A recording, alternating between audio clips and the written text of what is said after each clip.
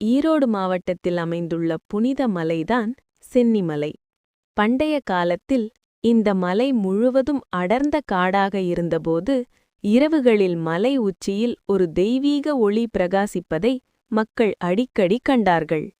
அந்த ஒளியை தொடர்ந்து சென்ற பக்தர்கள் அங்கு வேல் ஏந்திய முருகப்பெருமானின் அருள் சாநிதி இருப்பதை உணர்ந்தார்கள்.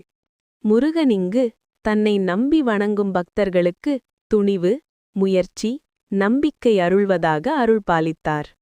அதன் பிறகு சென்னிமலை உச்சியில் முருகன் கோவில் எழுப்பப்பட்டது. இன்றும் 1320 படிகள் ஏறி தரிசனம் செய்கிற பக்தர்கள் வாழ்க்கையின் தடைகள் நீங்கி வெற்றி கிடைப்பதாக நம்புகிறார்கள்.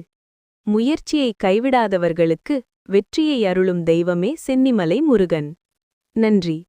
மேலும் ஆன்மீக கதைகளை கேட்க ERA இமேஜினேஷன் சேனலை சப்ஸ்கிரைப் பண்ணுங்க.